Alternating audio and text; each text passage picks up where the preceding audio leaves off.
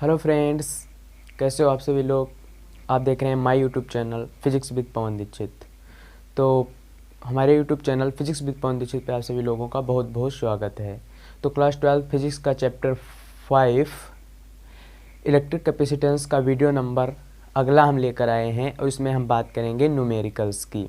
Channel पर जो भी फ्रेंड्स नए हैं वे हमारे चैनल को सब्सक्राइब करके बेल आइकन को प्रेस कर दें, जिससे हमारे हर एक वीडियो की नोटिफिकेशन आप तक पहुंच सके, और वीडियो को शेयर भी कर दीजिए।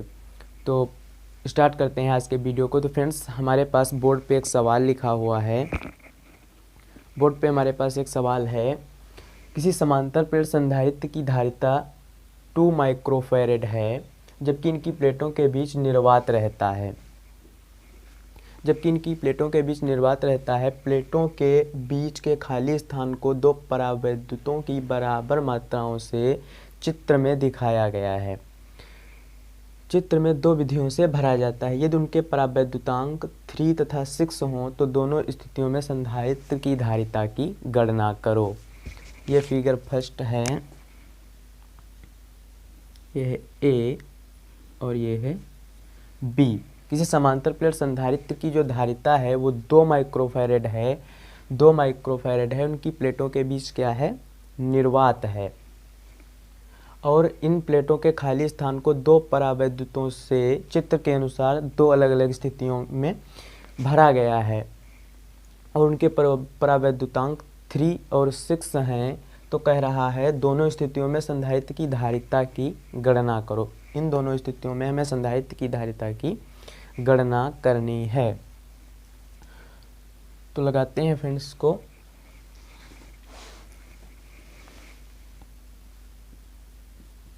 सोल्यूशन, हम मान लेंगे इस समांतर प्लेट संधारित्र की प्लेटों के बीच की दूरी कितनी है?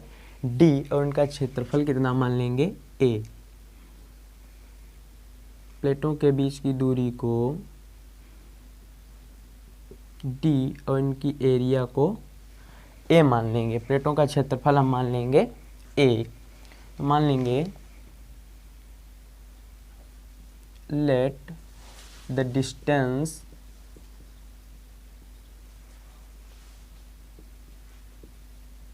between the plates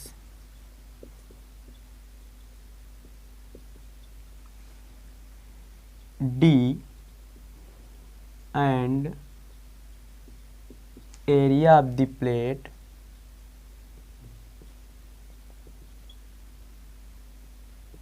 A। हमने प्लेटों के बीच की दूरी को D और इसकी एरिया को हमने फ्रेंड्स A मान लिया। अब हमें समांतर प्लेट संधारित्र की धारिता पता है कितनी होती है। We know that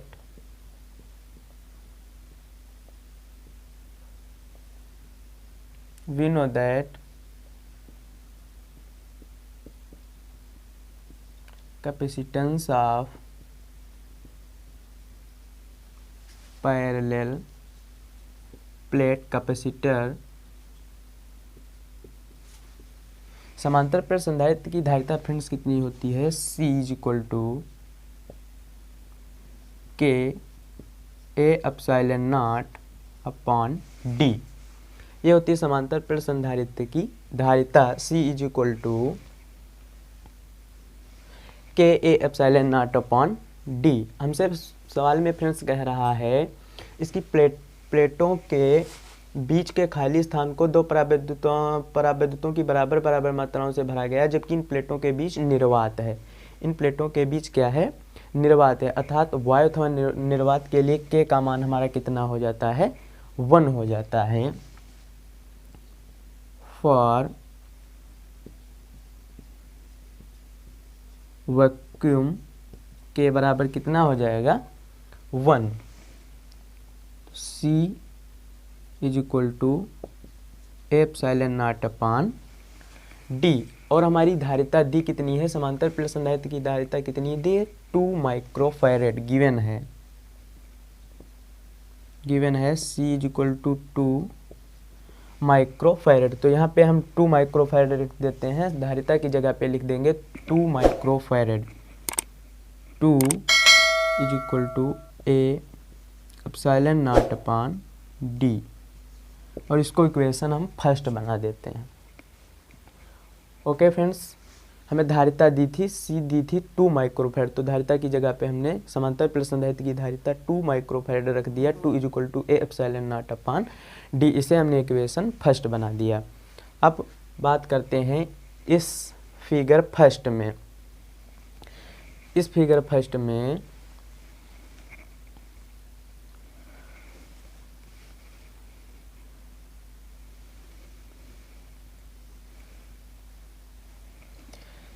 इस पहले वाले चित्र में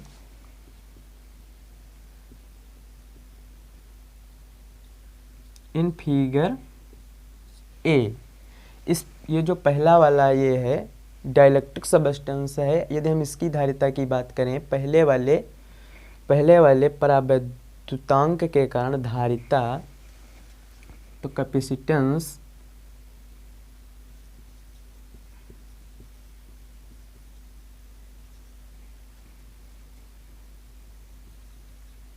for the first dielectric substance, capacitance of the first dielectric substance C1 यदि हम निकालें, C1 = कितना हो जाएगा, K1 A1 epsilon not upon D। Okay, इस डाइलेक्ट्रिक सबस्टेंस के कारण धारिता हमने निकाली C1 लिखा, K1 A1 epsilon not upon D। Okay friends, अब हम देख रहे हैं ये जो डाइलेक्ट्रिक है, फर्स्ट फिगर में जो डाइलेक्ट्रिक है फर्स्ट वाला, ये आधी एरिया को कवर कर रहा है और ये डिस्टेंस पूरी ले रहा है। एरिया कितनी कवर कर रहा है, आधी। A/2 इसने ले रखी है और A/2 इस वाले डाइलेक्ट्रिक ने ले रखी है, तो इसने एरिया को आधी कवर कर रखा है। तो यहाँ पे हम डाल देंगे K का मान है इसके लिए 3 और एरिया की जगह पे हम लिखेंगे A/2 epsilon not upon D। Okay, ये हमारी आ गई C1, ये आ गई C1। अब बात करते हैं इस डाइलेक्ट्रिक के कारण capacitance,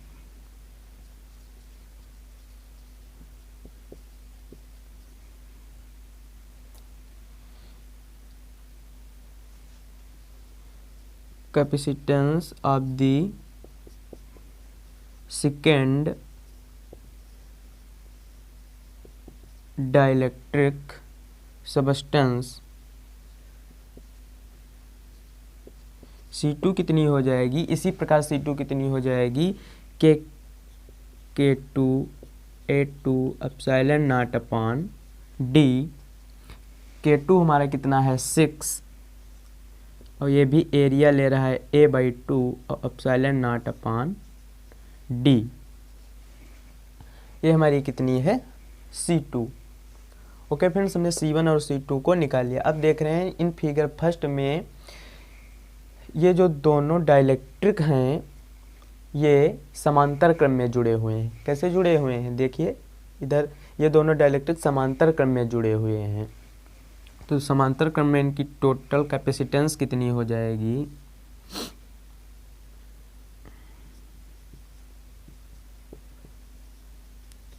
in figure A dielectric are joined in parallel system. Dielectric कैसे जुड़े हैं, समांतर क्रम में जुड़े हैं। तो फ्रेंड्स, समांतर क्रम में इनकी धारिता कितनी हो जाएगी, टोटल कैपेसिटेंस कितनी हो जाएगी,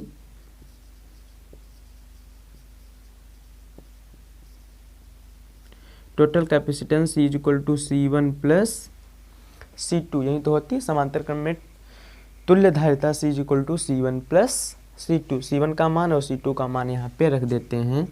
C1 कितना है, C1 ये है 3A/2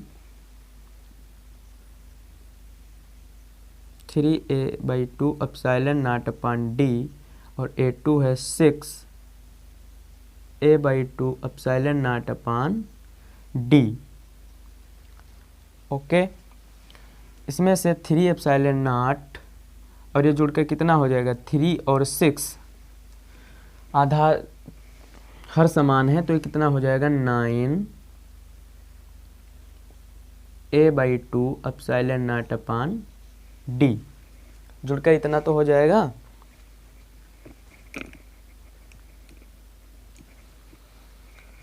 ये जुड़कर हो जाएगा 9a/2 epsilon not upon d। Okay, इसको इरेज कर देते हैं।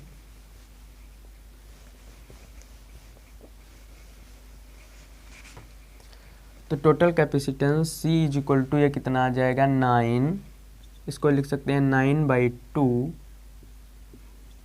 Epsilon not upon d। Okay, C is equal to 9/2 into a epsilon not upon d का मान हम रखते हैं ये यहाँ से 2।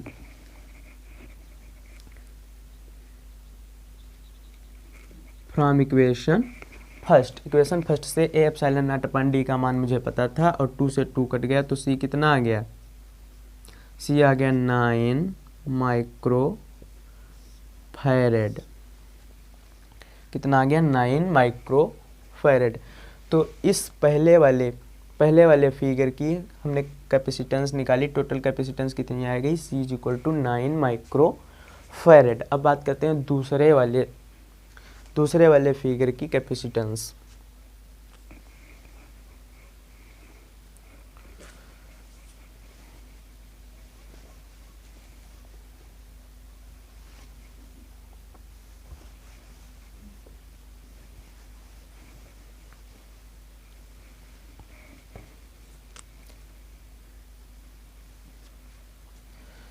इस फिगर बी में इस पहले वाले डाइलेक्ट्रिक की कैपेसिटेंस को यदि हम निकालें तो C1 कितना हो जाएगा। इसी प्रकार इस फिगर बी में capacitance of the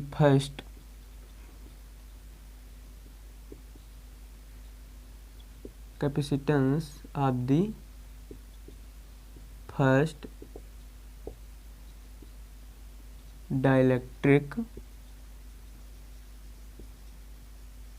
substance C1 कितना हो जाएगा, K1, तो यानी K1 A1 epsilon not upon D। पहले वाले के लिए निकालें तो K1 A1 epsilon not upon D लिखेंगे। अब इसमें देखिए फ्रेंड्स, इस फिगर B में क्या हो रहा है, ये फर्स्ट वाला डाइलेक्ट्रिक एरिया तो पूरी कवर कर रहा है, पूरी एरिया को ले रहा है, परंतु ये जो डिस्टेंस है ये आधी ले रहा है। ये कितनी ले रहा है, D/2, और ये कवर कर रहा है D/2, यानी डिस्टेंस प्लेटों के बीच की दूरी को आधी कवर कर रहा है और एरिया को पूरा ले रहा है। तो D की जगह पे हम कितना लिख देंगे, D/2।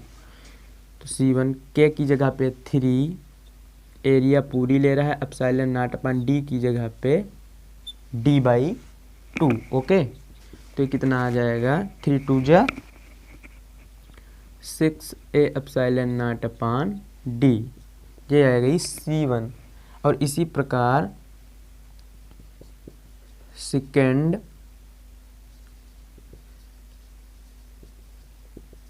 डाइलेक्ट्रिक सबस्टेंस के लिए C2 कितनी हो जाएगी, C2 इसी प्रकार हो जाएगी। उसके लिए लिखेंगे 6, K का मान है 6A और एप्सिलॉन नॉट अपॉन D की जगह पे D/2। तो C2 कितना आ जाएगा, 6 2 जा 12A epsilon not upon D। Okay, हमने C1 और C2 के मान निकाल लिए, लेकिन इन फिगर्स B ये दोनों किस क्रम में जुड़े हैं, ये दोनों जुड़े हैं श्रेणी क्रम में। इस फिगर में ये डाइलेक्ट्रिक जो हैं दोनों समांतर क्रम में जुड़े हैं, परंतु B वाले फिगर में ये दोनों किस में जुड़े हैं, सीरीज कॉम्बिनेशन में। तो यहाँ पर लिख देंगे in figure B dielectric are joined in series combination या सिस्टम। तो टोटल कैपेसिटेंस इनकी कितनी हो जाएगी,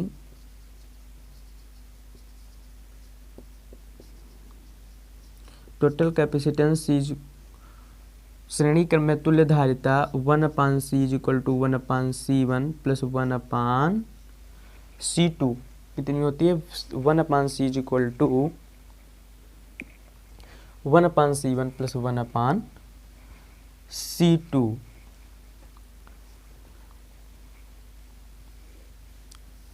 तो इसे निकालते हैं, 1/c is equal to 1/c1 का मान कितना है 6a epsilon not upon D, 6a epsilon not upon D plus c2 का मान है 12a epsilon not upon D. Okay, ये d ऊपर जाएगा तो ये कितना हो जाएगा d 6a epsilon not plus d upon 12a epsilon not. यहाँ से d upon 6a epsilon not common ले लेते हैं तो यहाँ 1 प्लस ये कितना बचेगा 2, 1/2 तो बचेगा। ये हो जाएगा d upon 6a epsilon not into 3/2, 3 1 जा 3, 3 2 जा 6। ये आ जाएगा 1/c is equal to d upon 2a epsilon not. Okay, इसको सही लिख लेते हैं तो c is equal to 2a epsilon not upon d। a epsilon not upon d का मान हम यहाँ से रख देंगे इन इक्वेशन फर्स्ट 2 2 जा, यहाँ पे फ्रेंड्स 3 1 जा 3, 3 2 जा 4, ये आ गया 2 2 जा 4, यहाँ पे आएगा 4, 3/2 और 3 1 जा 3, 3 2 जा 6 और नीचे 2 2 जा आएगा ये 4, यहाँ पे आ जाएगा 4, तो यहाँ पे भी 4 और ये 4, तो ये हो जाएगा 8 micro farad. C is equal to 8 micro farad. तो इन दोनों केस में इस प्रकार से हम धारिता को निकालते हैं।